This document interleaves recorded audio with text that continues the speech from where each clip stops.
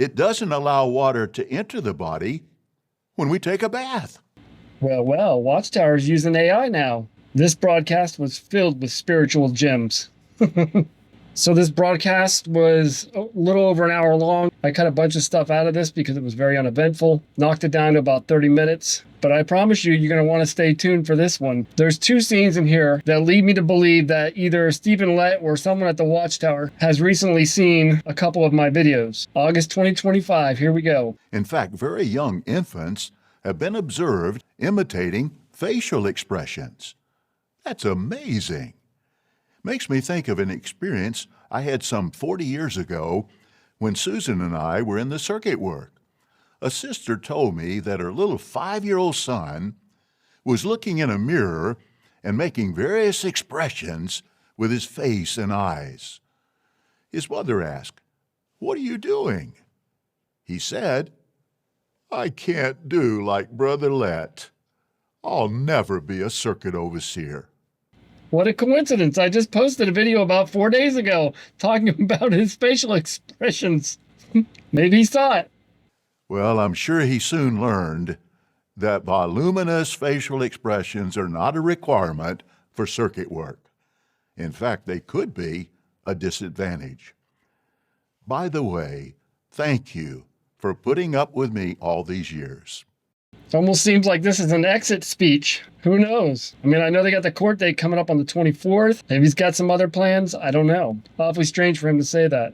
So from about the 2-minute mark to the 5-minute mark, he talks about becoming an imitator of God. And then from the 5-minute mark to the 7-minute and 20-second mark, he talks about how indebted to God we are because of what he created for us.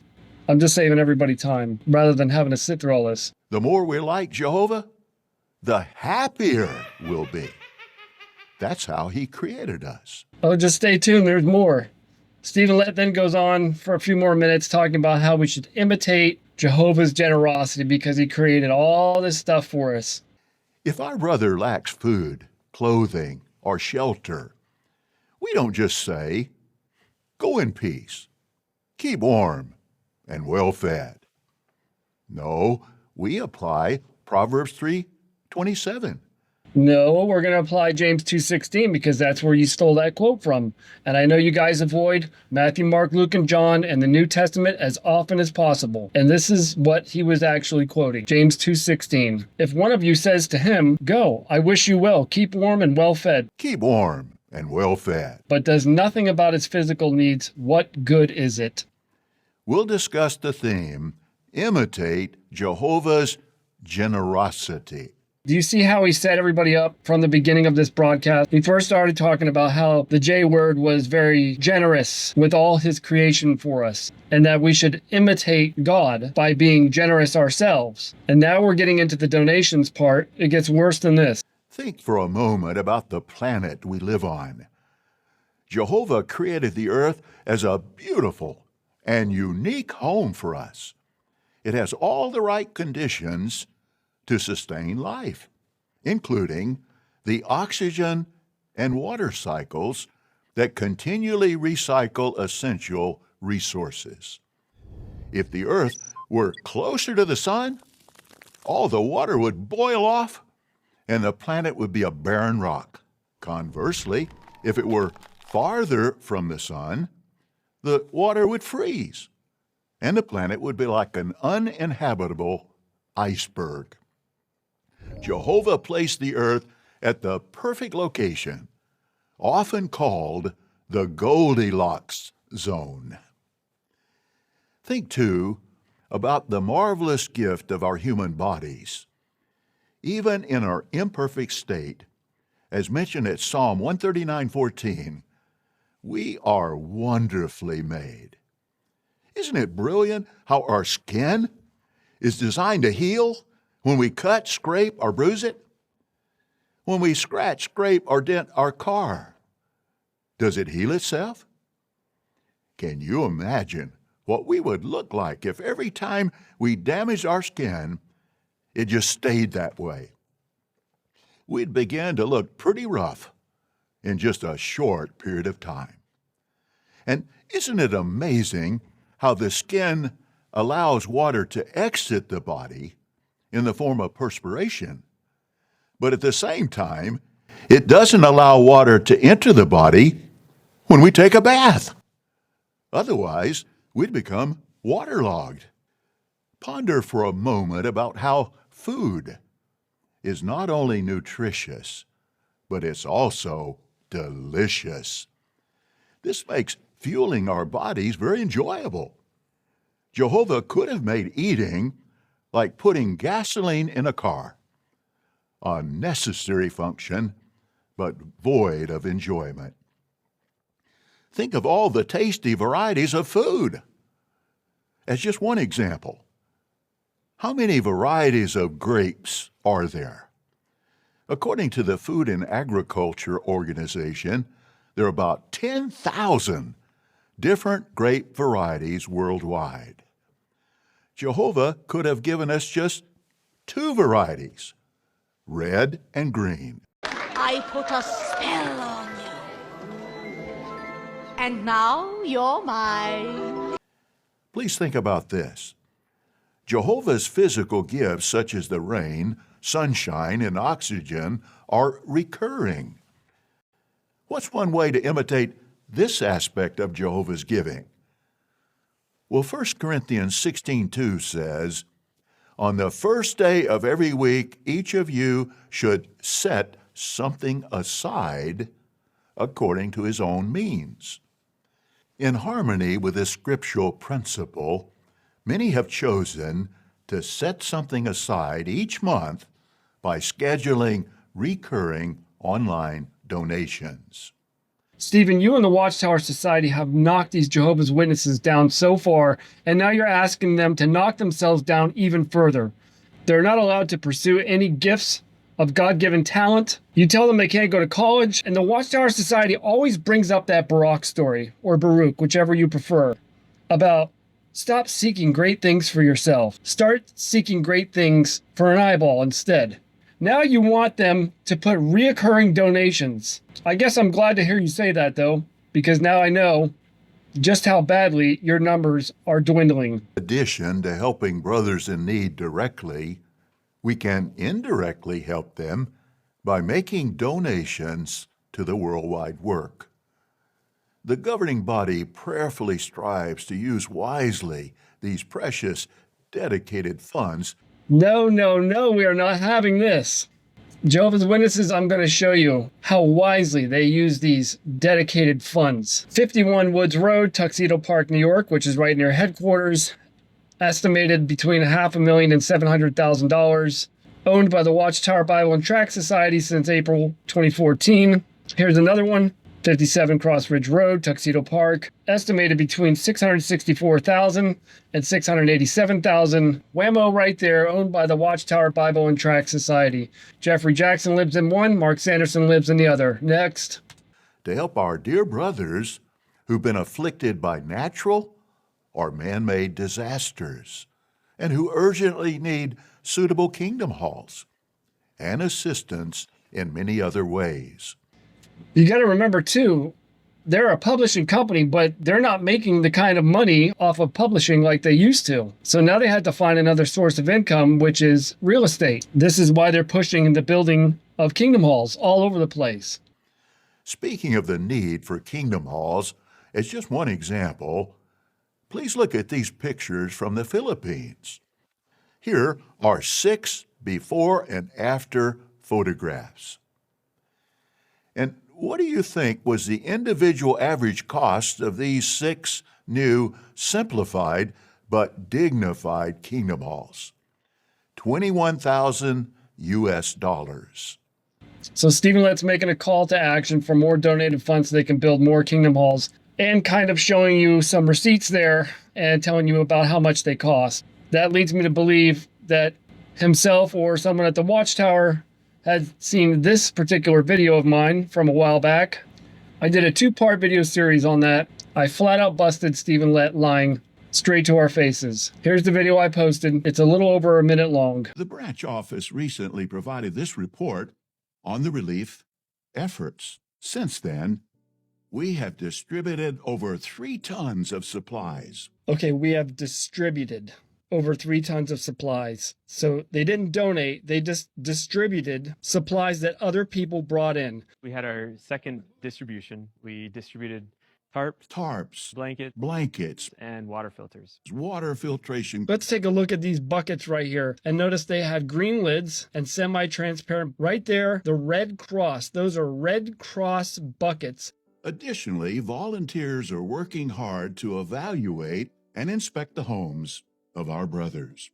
Oh yes, taking a much closer look at it, that is a Carnival Cruise Lines shirt. And I thought, well, why is Carnival Cruise Lines in Haiti? There was an earthquake in Haiti in 2010, and they actually donated a bunch of supplies to Haiti. Here's the proof. Carnival Cruise Lines ships 2,000 pounds of relief supplies to Haiti. You can see the date right there, January 28th, 2010. I even found the same shirt on eBay for $11 if anybody wants to buy it. So they even stole the thunder from Carnival Cruise Lines.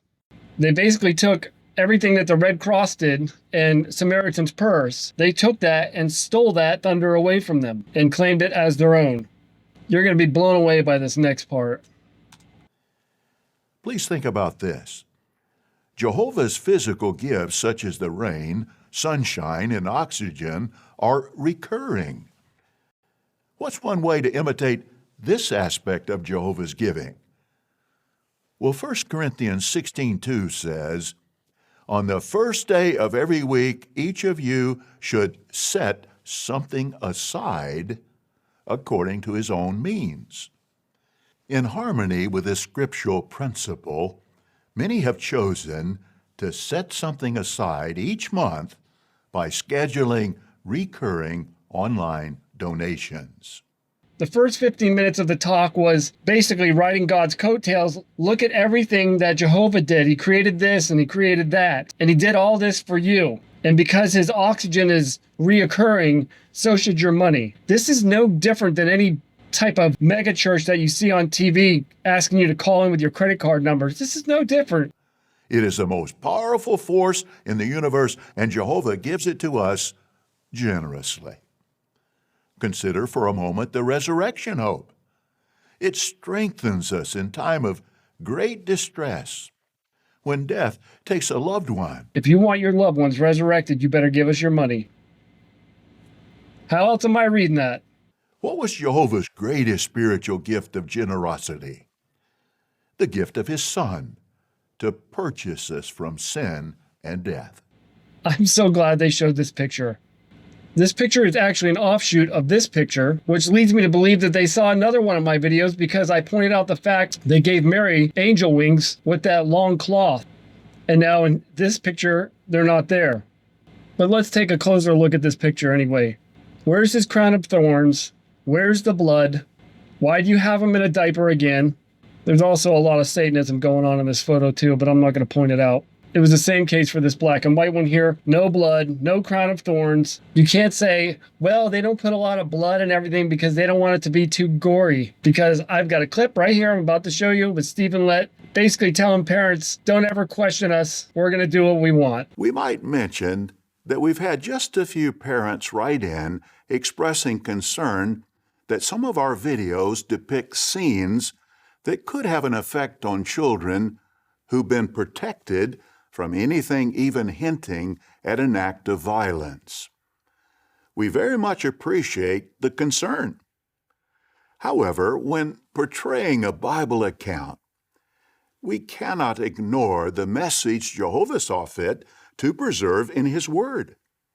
We don't feel comfortable watering down the inspired insight that Jehovah has preserved for the benefit of true worshipers. No problem making fun of Jesus. They have no problem taking away his blood, his crown of thorns, and putting him in a diaper. Just like they have no problem putting spiritism in all of their books. Occult dark magic, satanically charged trash is what that is. The point here is to say that he didn't suffer much for you. I just don't get this.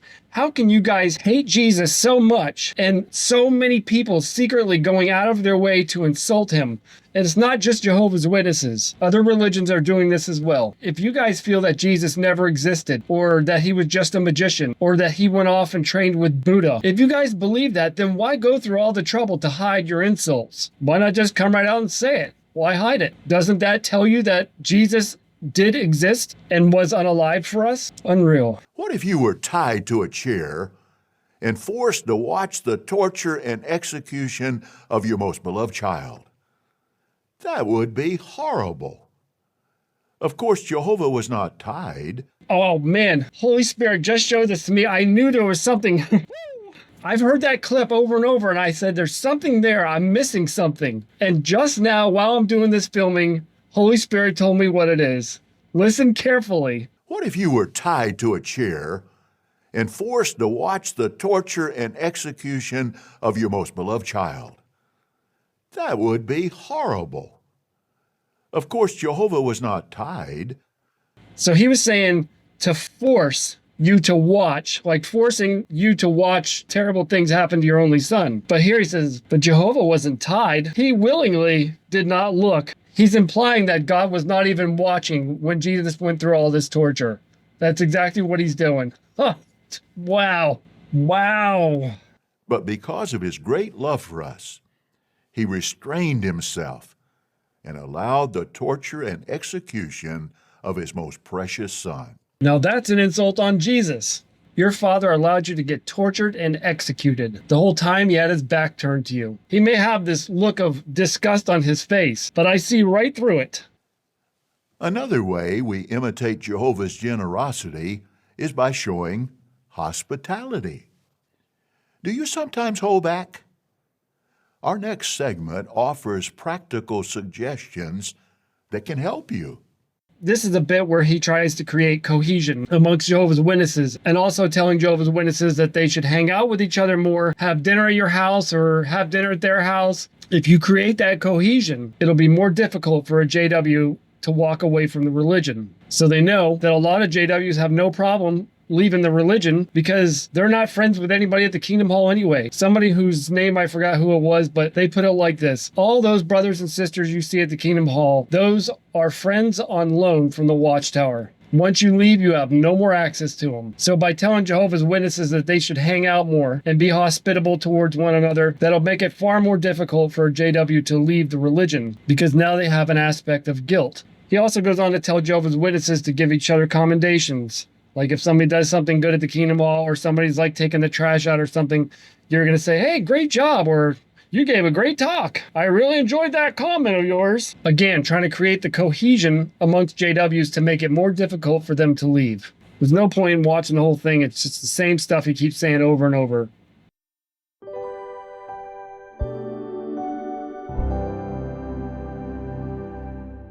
This part I made kind of humorous, but unfortunately, it's the truth. If you saw the very last video that I posted, the guy that I had run into in my early 20s that had went to Bethel told me the place was wall to wall with witches and warlocks, and I was blown away by that comment, but he wasn't wrong, unfortunately. What mattered most to me was that everything was just right. My apartment had to be spotless, and the dining table had to be full with different types of food. Not good, but I manage. The brothers and sisters are such a precious gift from Jehovah. It's nice when we can show hospitality in our homes, but I've learned that hospitality starts in the Kingdom Hall. After all, Jehovah has invited all of us to be his guests. The doorbell rang. My friend was already there. The only thing I could think of to cook was pasta with sauce. Life. To host brothers, I need to spend some money. However, there are...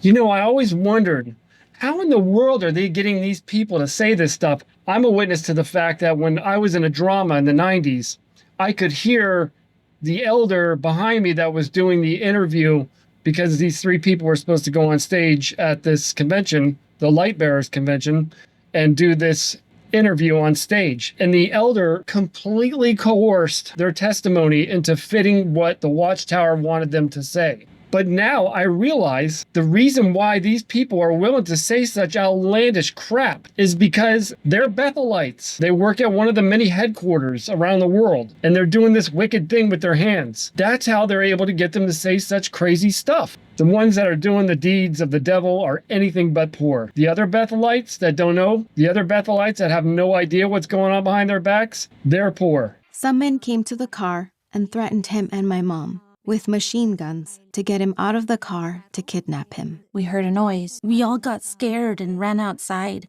And then I remember that my dad was on the ground and some men had shot him. He was just left there. I just picked him up in my arms. He was taken to the hospital and a few hours later he died. They got to throw in some really sad, negative stuff so the curse can do its job. Pass. You young ones, he wants you, your family, and all who love him to be in paradise.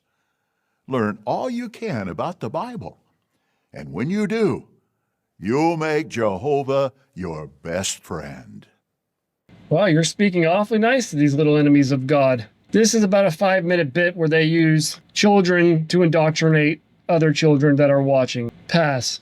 This is a 10-minute bit called Dig for Treasures, where they teach you how to manipulate yourself and how to manipulate others. It's very boring. But while I was watching it, I did find some treasure. Take this picture right here, for instance. Why do you think the JW app is laid out in this fashion with those blocks the way they are? Well, that's pretty easy. They have Jehovah's Witnesses practicing dark magic without even knowing it. They're called magic blocks. Now here, I identify more of these people that are doing wicked things with their hands. Yes, I made it a little bit humorous. What they're doing has a very serious side effect to Jehovah's Witnesses watching it. But that's not all. That verse also mentions have children, even when they hurt us. We make Jehovah happy. Yeah, we're imitating him. It's not mechanical.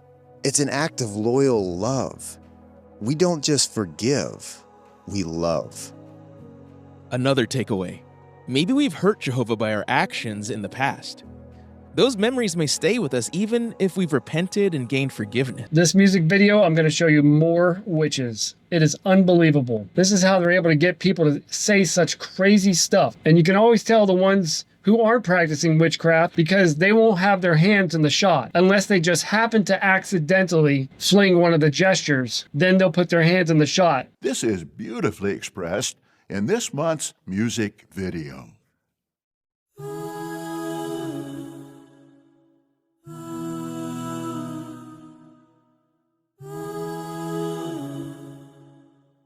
I can't help but notice they got another black person behind bars with a black person locking them up. Just like in this other video, they made this guy look like he was behind bars. There are 2 other videos, but I couldn't find them. I'd like to take this time just to let you know I am inspired by the faithfulness you've always shown. With pen and paper to help you keep on going. Though we see you, sister.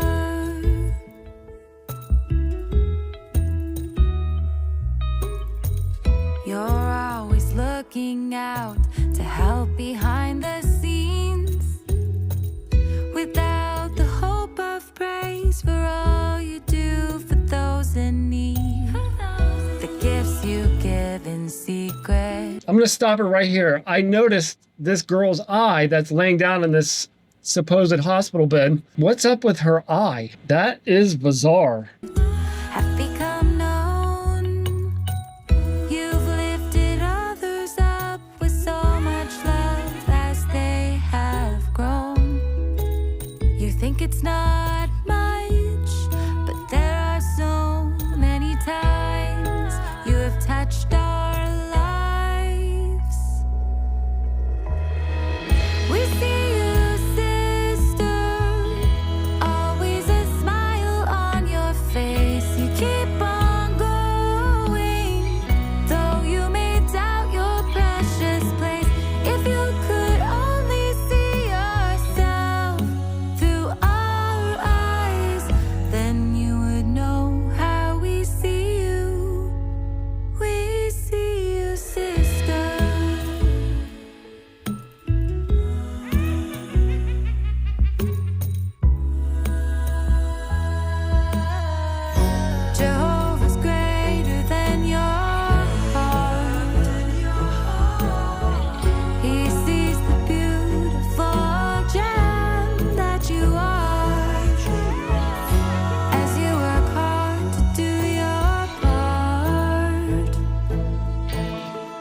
And if you notice, they got a lot of scenes where they're laughing because they know it's all fake. They're laughing at you, Jehovah's Witnesses. I would like to make a plea to the Jehovah's Witnesses. What can I find for you? What can I do for you that would open your eyes and say, okay, I see it now. What could I do? Just tell me and I'll try my best to fulfill it. This is all a ruse. It's all fake. It's religion in general. It's all fake. It's there to control you and take your money and keep you as far from Jesus as possible. This is a talk by John Eckaron telling you that God sees everything that you do. But I'm going to play you a clip that I thought was interesting. Now, there are rules to this spiritual battle. They have to tell you the real truth in some way, shape, or form. When John Eckaron said this, I was like, ha, ha, ha. That Jehovah is an eyewitness to all that happens. That Jehovah is an eye. He's an eyewitness. Emphasize I. That Jehovah is an eyewitness to all that happens. It was not an easy thing for me to accept that Jehovah is not God's name, and it's only about 500 years old. It was created by a Dominican monk that was into dark arts, and he is the all-seeing eye. He's an eyeball. Yeah, but you really don't know me that well.